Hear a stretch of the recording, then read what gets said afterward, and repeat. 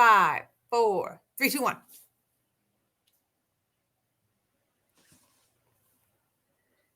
Hello, everyone, and welcome to our session. Angela, can they hear me and see me?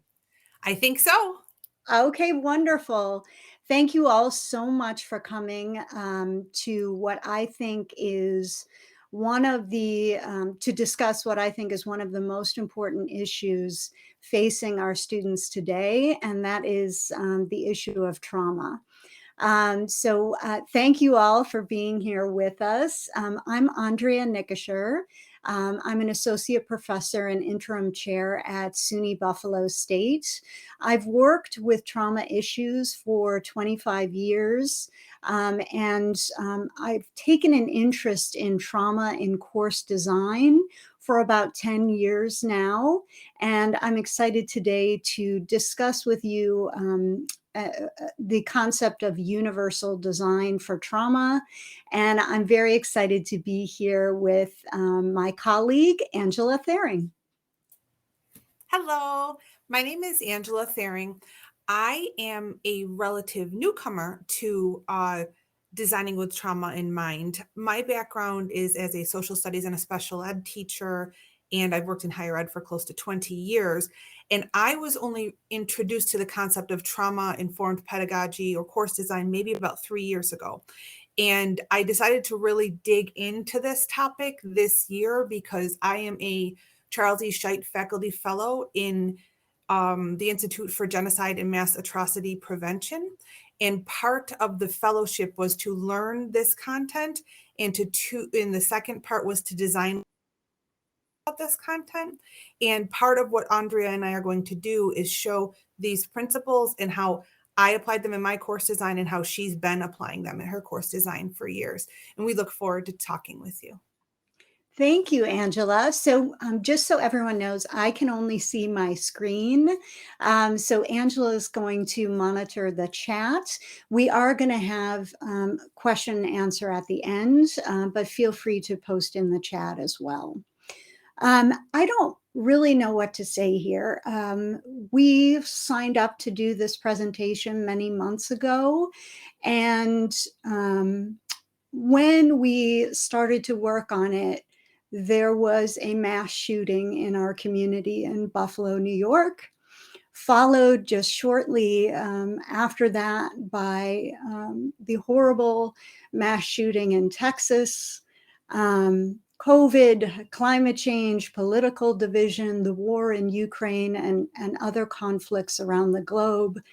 This is a very important time to talk about trauma, but also a very difficult time to talk about trauma.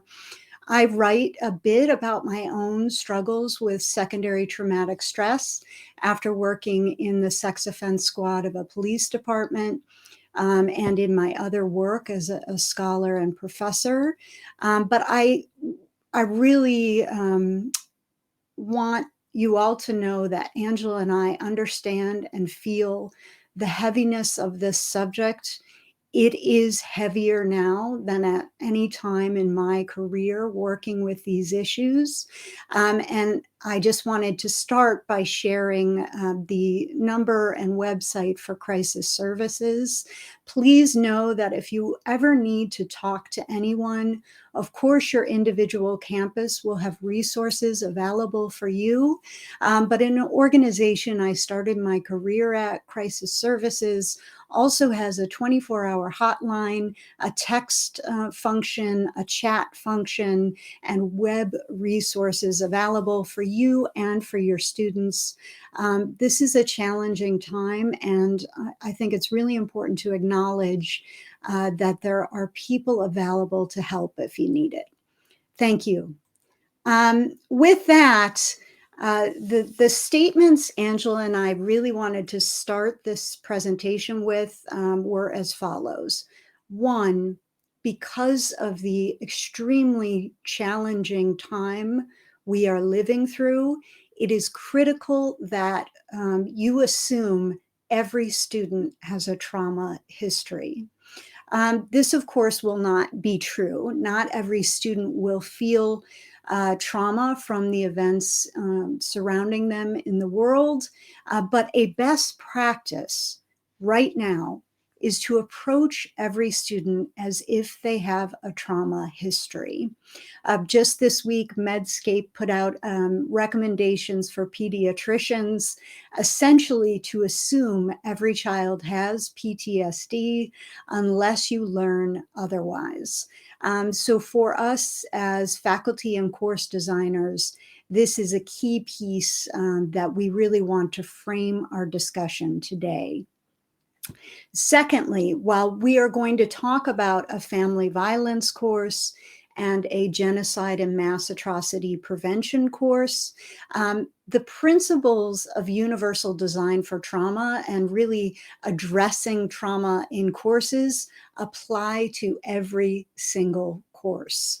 I actually teach an introduction to adult education course, and that course gets a very high number of disclosures, and the potential for distress is there because we talk about schooling.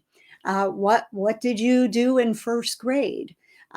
Reflecting on schooling can actually bring back trauma for a lot of folks due to child abuse, bullying, family circumstances, etc.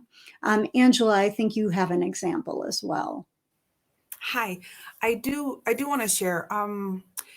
In being a newcomer to this content, part of the reason I'm so motivated, and I felt when I first learned about trauma and using trauma-informed pedagogy and course design, it would have prevented me from making a couple mistakes in my career. So the example I wanted to share with you is that I was teaching a sociology of ed undergraduate course several years ago, and I was dealing with the content of September 11th, the September 11th attacks, and I was dealing with that content in a purely academic way, in a purely, here are a couple accounts of what happened that day. What happened to you? The population was in high school at the time. And I was dealing with it in a way that I was completely ignorant to the idea that someone in the class would have a direct connection to that. And 10 times shame on me for that. And I'm still wounded about how it affected people. So I was dealing with this content in a sensitive way, but not in a way where I assumed someone in the room had a personal incident. And I had two young ladies leave the room in tears. And I later learned that one had lost her father and one had lost her uncle. And the trauma that each of these young ladies and their families went through that day, I triggered that in my course. I did that with my content. And there are a couple things I could have done differently where I would still have academic rigor, where I could still cover my course content, but I could have done so in a more mindful way that would be sensitive to their trauma. So this is what motivates me as a newcomer to this field. Thank you, And Dr. in that sociology of ed course, you wouldn't necessarily have been thinking about trauma right off the bat, but certainly the approach we take now is that every course may have trauma, and a lot of times it's in a course you really didn't think about. Thank you for sharing that, Angela. So let's talk just for a minute about trauma. This over 60% of men, 50% of women, that is pre-COVID and really does not take into account the increase in mass shootings and climate change natural disasters. We should assume those numbers are much higher.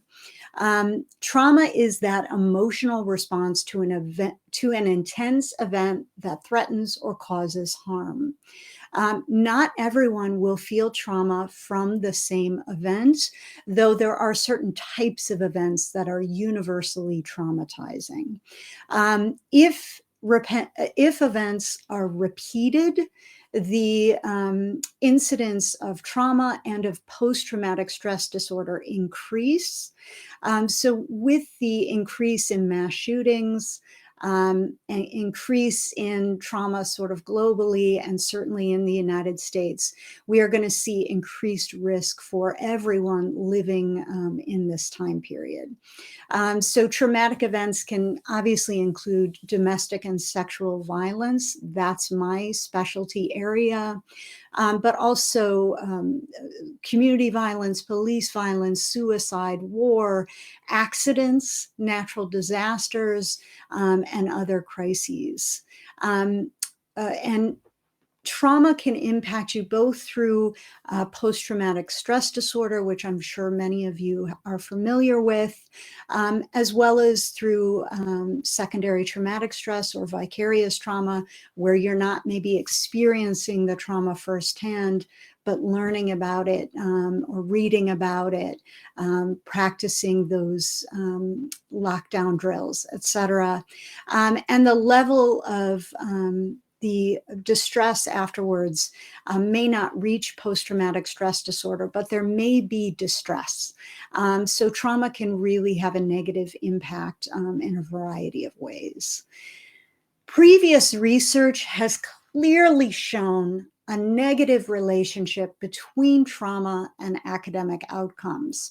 Much of that research is quantitative, but I have also conducted qualitative research, and this is a really clear connection. Students with a trauma history may have trouble achieving both academic and career goals.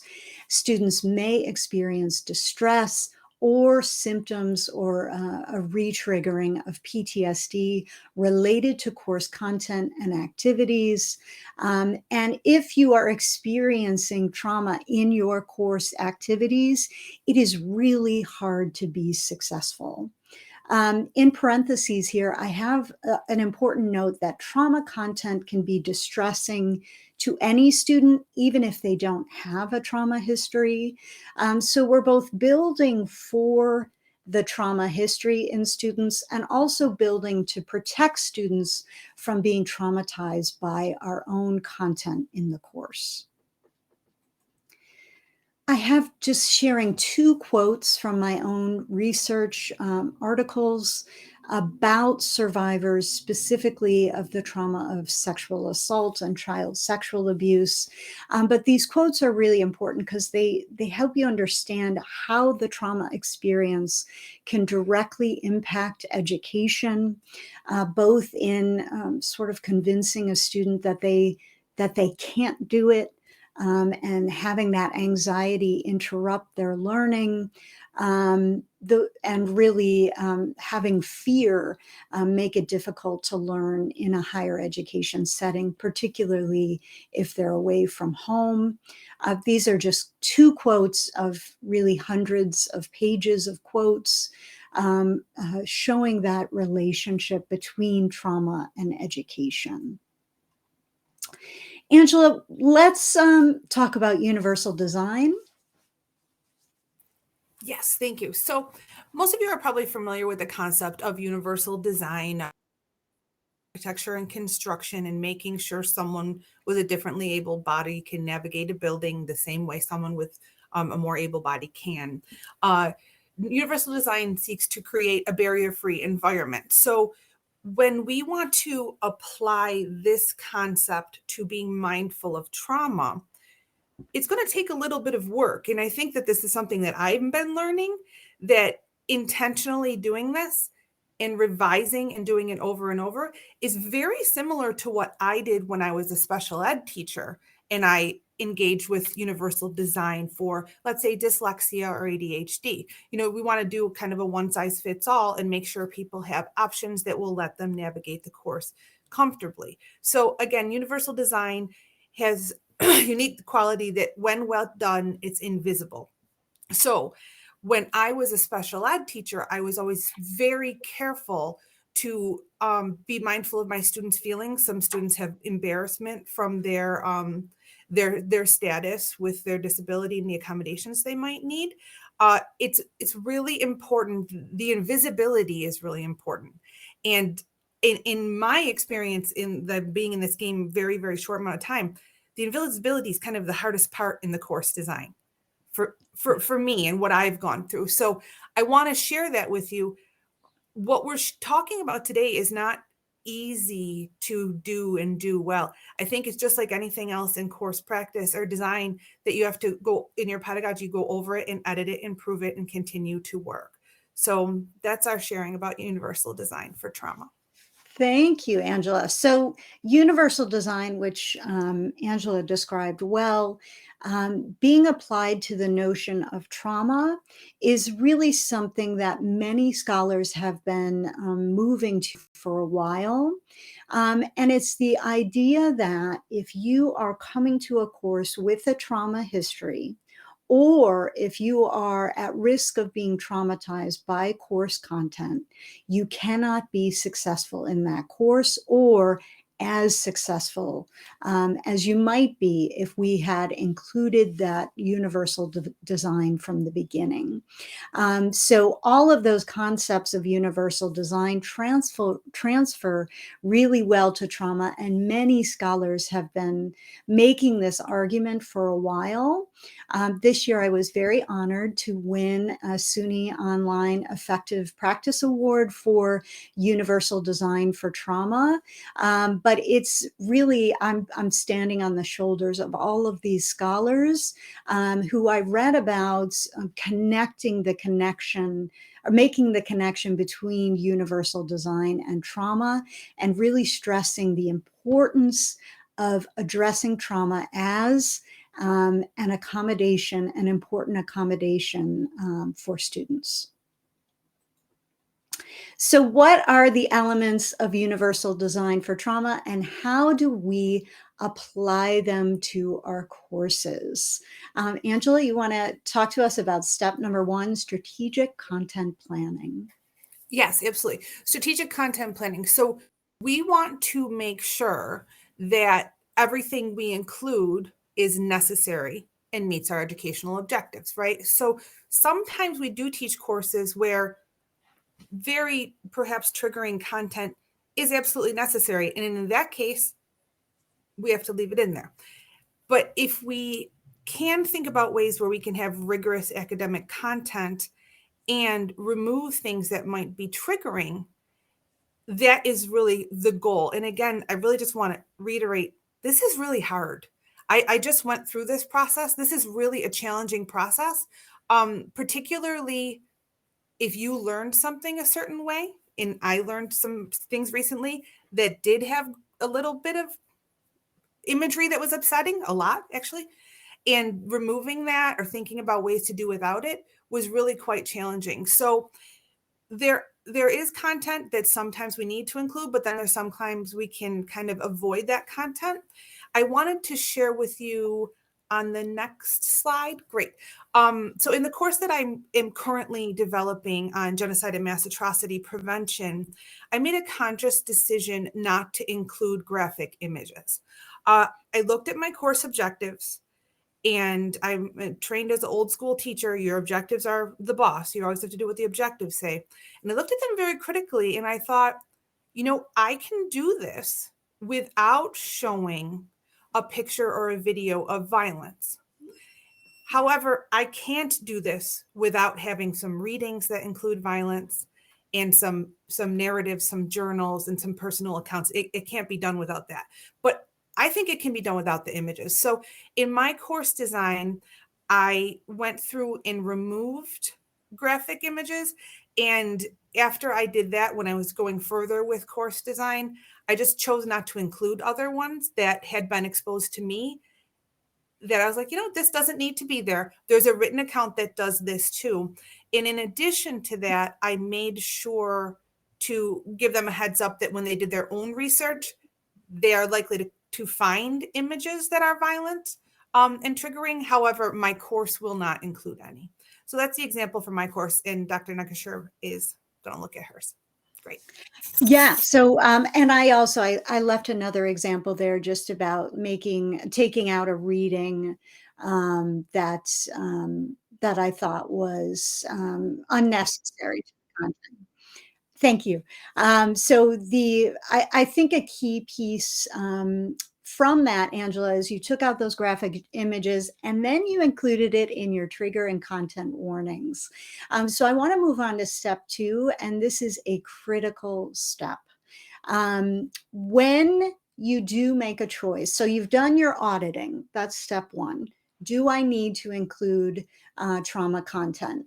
I've taken out everything gratuitous, and now I have the content that does have the possibility of being universally triggering, but it has to stay in the course.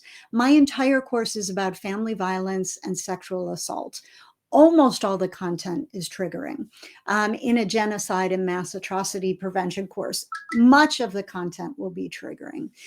So trigger and content warnings help us to deal with those triggers. A trauma trigger is a sight, sound, or smell that can conjure up an emotional reaction of the past.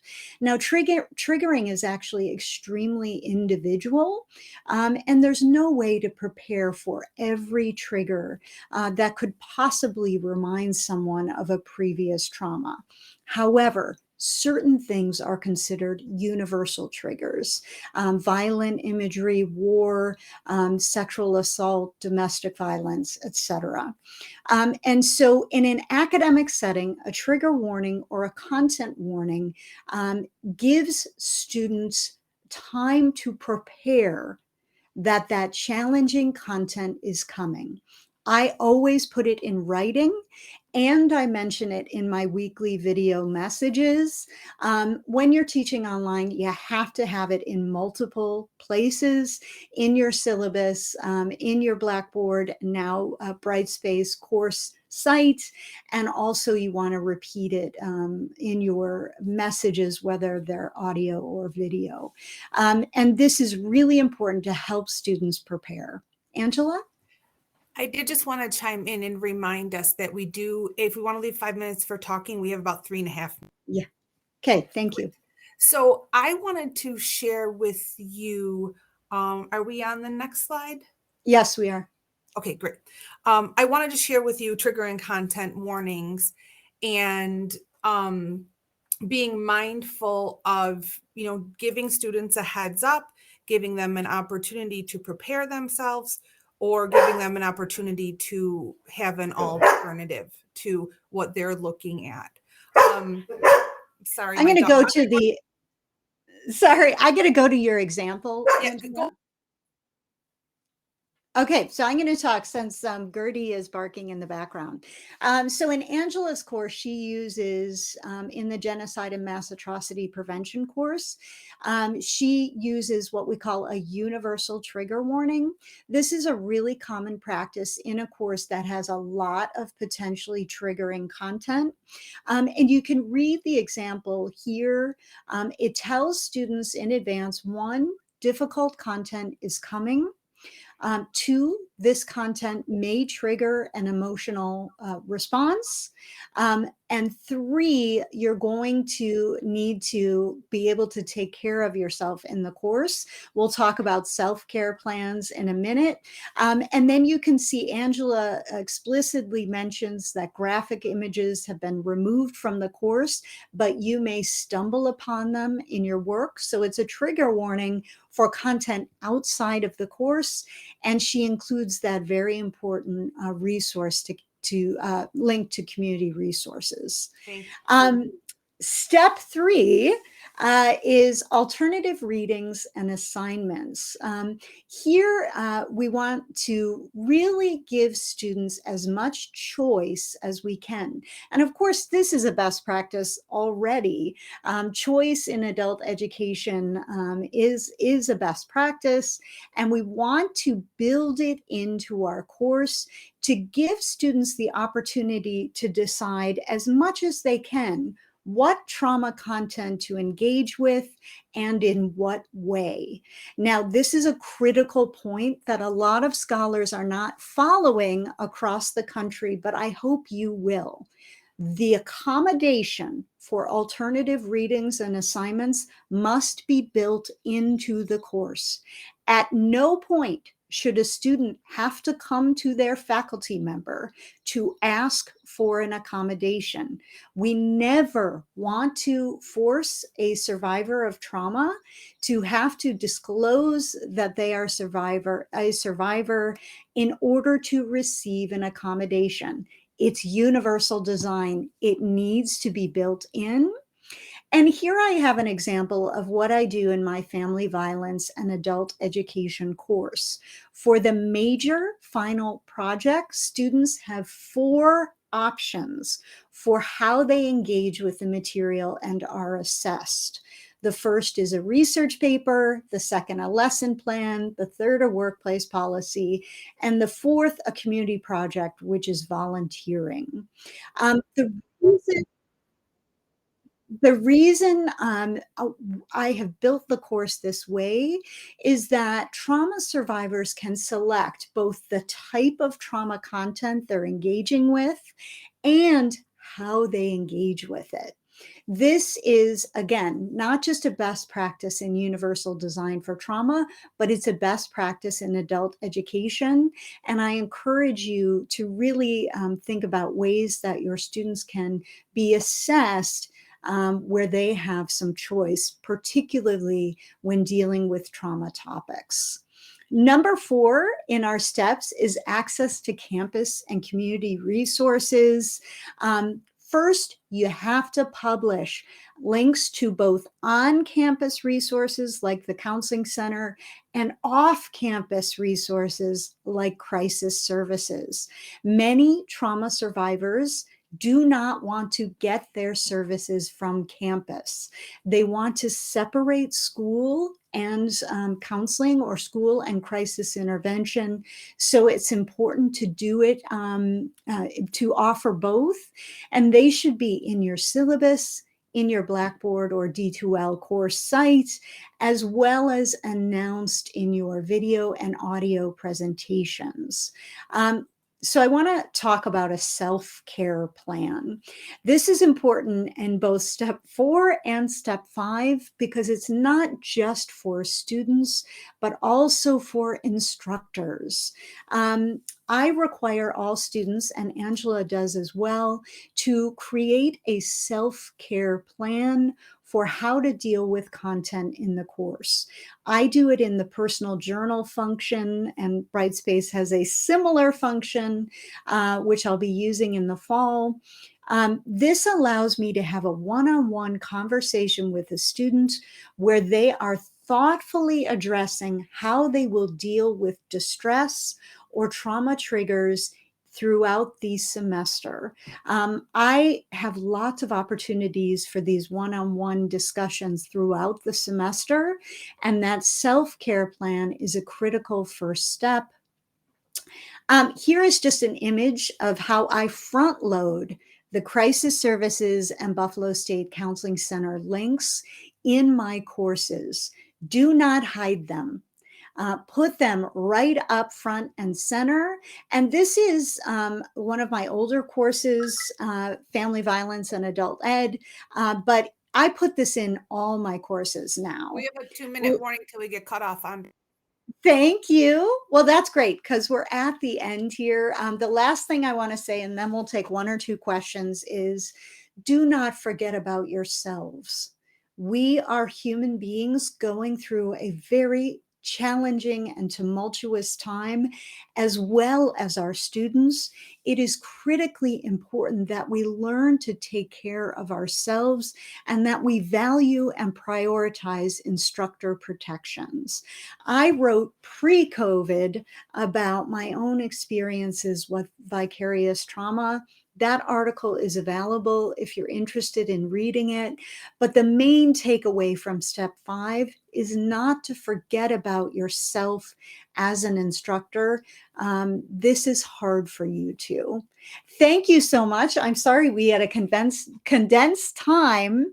Angela, are there any questions we can quickly answer? I can don't see you see now. any questions in the discussion forum. There's some comments. If you close your screen, Andrea, you can see the discussion forum. Does anybody have any questions? There is a live Q&A section and discussion forum. Would We you be can able to share the absolutely. slides? Yes, we can. I can see it now. Thank you, Angela. And we can absolutely share our slides. I don't know if they're sent out directly, but if not, I'm happy to email them to anyone. Again, it's Andrea Nickisher. You can find me at Buffalo State. I would love to chat with anyone who is interested in learning more about this. So would Angela. And Angela, I know your work at the Binghamton Center has been amazing. We're Thank you. leaving. Thank you all